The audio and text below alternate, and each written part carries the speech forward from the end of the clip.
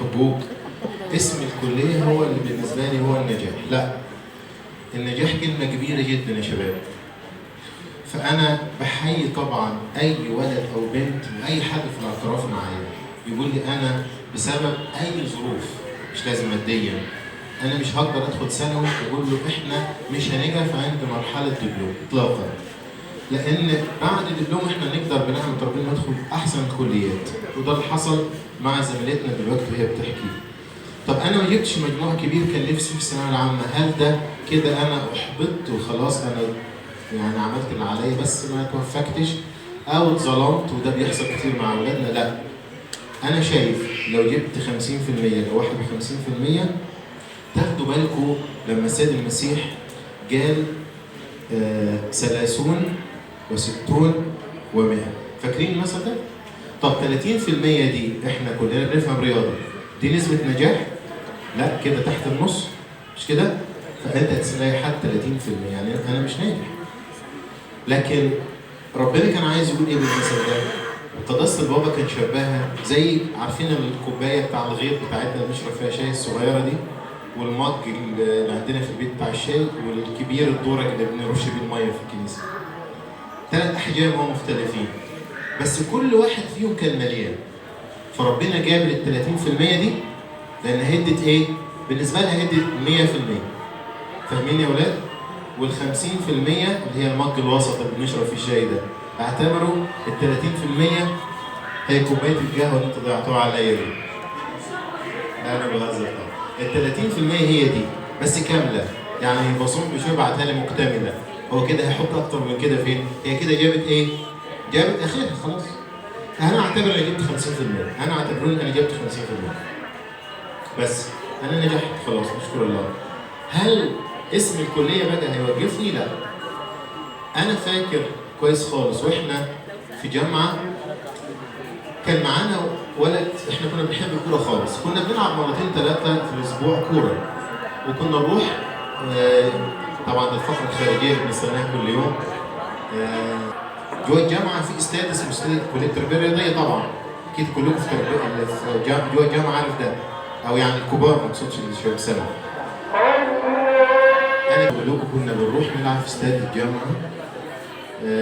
طبعا احنا كلنا بنحب الكوره، وفي بنات كمان حافظه اسماء لعيبه وانديه، وما زلنا بنحب الكوره. رياضه جميله فعلا، رياضه يقولوا عليها هي الصخره التي تحطم عليها سفينه الشهوات، مثل يعني كلمه حلوه جميله يعني. واحنا بنلعب كوره في الجامعه تعرفنا على شاب خريج دبلوم صناعي. الولد دوت لفت الايام، عشان يعني انا لما برام قلت كده، انا طبعا تتعز عليا، عشان كده عايزه برام، عشان لما قلت الكلمه دي انت تعز عليا، فعايز اوصل لك الرساله دي. الولد دوت خريج دبلوم صناعي، بس جايب مجموع كويس، فدخل كليه، لفت الايام واشتغل زينا في التربيه والتعليم، كان مرتبه احسن من مرتبي. فعايز اقول لكم الموضوع مش مسمى كليه، لكن الموضوع النجاح نجاح داخلي.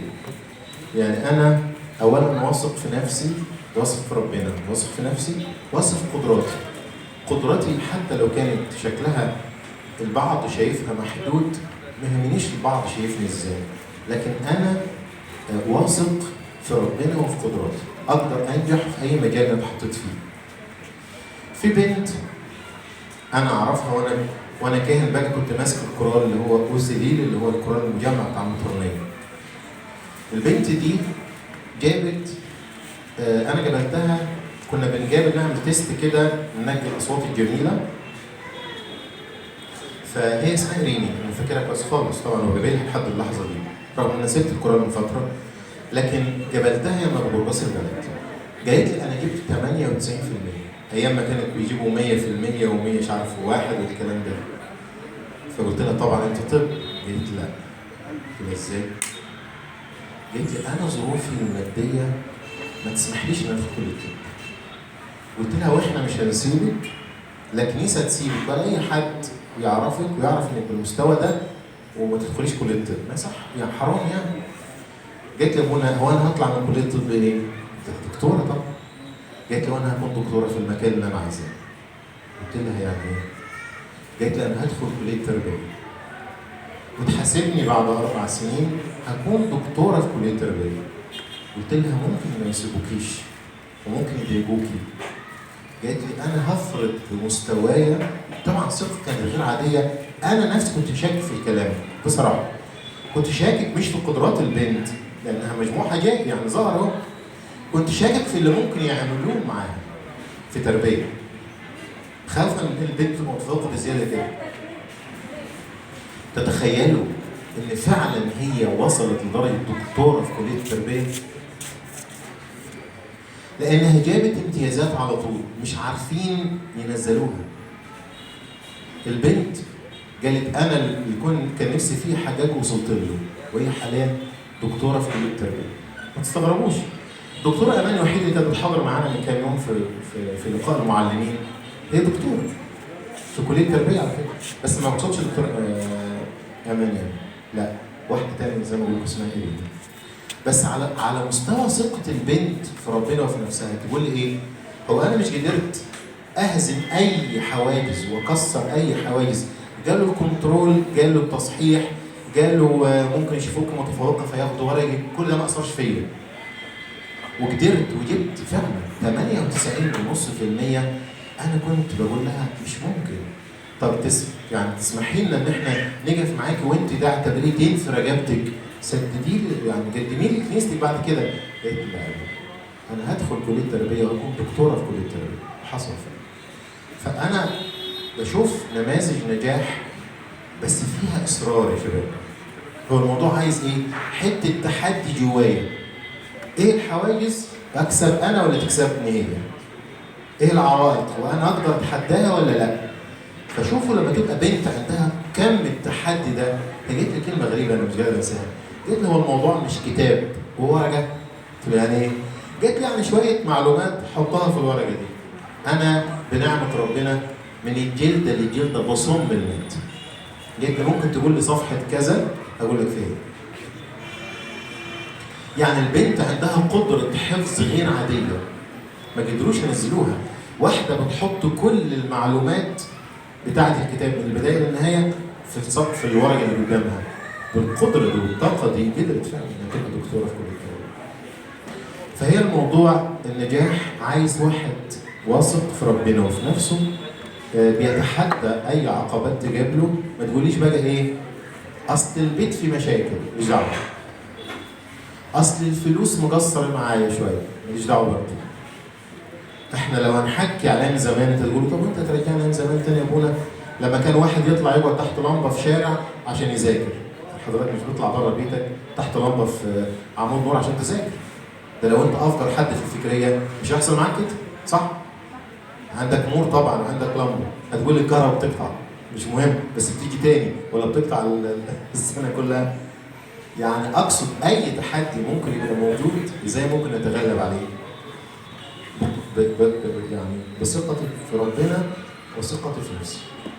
مفيش حاجه ممكن تمنعنا عن التفوق حتى لو جوه كليه تبدو للبعض انها صغيره.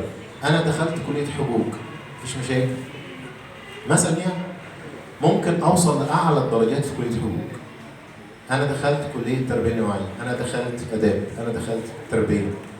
مش لازم احنا اصل مجتمعنا يا اولاد بيسموا كليات القمه بمنظوره عشان ليها مثلا امر تكليف، ليها تعيين، فلوسها اعلى. انتوا عارفين زمان ان المعلم زمان والمحامي كان اعلى بكتير في تقييم المجتمع المصري ليه من الطبيب والمهندس. الكلام ده كان في الستينات والسبعينات. كان اللي يحل المشاكل واللي كان يتدخل في اي امور في القريه او في المدينه كان المعلم او المحامي. طب النهارده المعلم والمحامي فين؟ في درجات بالنسبه لتقييمنا النهارده؟ لا، في مراتب اقل بكتير. لما تقول مهندس تقول ده اعلى النهارده يعني. لما تقول طبيب او صيدلي او علاج طبيعي او اي كليات من الكليات اللي بنسميها كليات القمه هيبقى بالنسبه لهم ده حاجه ايه؟ اقل. حسب منظور الناس بيسموها كده، لكن انا اقدر اخلي من نفسي كليتي كليه قمه. بلا شك بتلاحظوا اسم طبيب، انا قلت ده يمكن امبارح. طبيب يبقى عباره عن يافطه بس، يعني مكتوب اسمه كده. طب هو شغال؟ لا. طب اسمه مدرس بس شاطر، وانتوا عارفين بقى الاسماء دي. اسمه رنان معروف في كل البلد. طب ده دخل ب 70 80%، لكن ده جاب 90% او 95% عشان يدخل كليه الطب. هو مش شغال، اسمه بس كده على لافته، لكن في الحقيقه ممكن تدخل عياده تلاقيها ايه؟ فاضيه، ما عندوش حد. طب والمعلم ده واقفين طوابير برضه، مش بنعرف نعدي حتى كده من وسط قدام او من جنب بيته او من جنب المكان اللي بيدي فيه. هو ايه اللي حصل؟ ده اشتغل على نفسه شويه وعالي، وكان متقن للشيء اللي بين ايديه. هو واحد ماسك بادواته كويس. انا بشوف المعلم مثلا لو ممسك بادواته كويس وسط الناس يبقى شاطر. اي حد يوظف قدراته. ولو هو طبيب برضه ويراعي ربنا. يعني انا كنت قاعد مع طبيب من يومين، قلت له اوعى تبقى الطب بالنسبه لك مهنه تاخد منها فلوس. في الاول هو عمل رحمه، حتى كانوا يسموا الممرضات ملائكه الرحمه. لان العمل في الاول عمل انساني وعمل خدمي. لكن لو انا بصيت بس للفلوس، لا كده انا بنزل مش بعلى. لكن لو انا بخدم اللي ربنا اداهولي، لا انا بزيد. ياما بنشوف ناس كان في معلم يجي يقول لك انا هدي من وقتي وادي لولاد الكنيسه، او طبيب يقول لك انا هدخل مركز الرجاء واعالج من غير مقابل.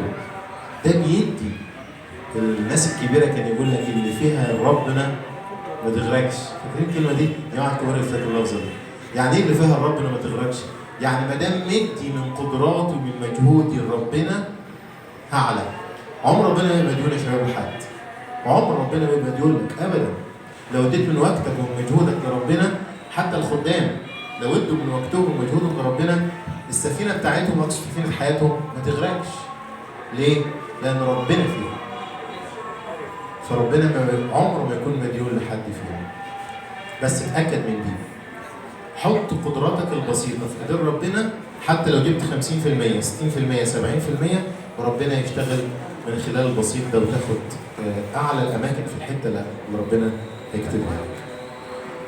انا بقول لكم الف مبروك، وبشجع اللي في اولى واللي في ثانيه ربنا يقف معاهم، وبشجع اللي في ثالثه طبعا. احنا بنصلي لكم كل الاباء، مش انا، عشان ولادي في ثالثه في ثانوي بالجسد بقول كده، لكن ده حقيقي.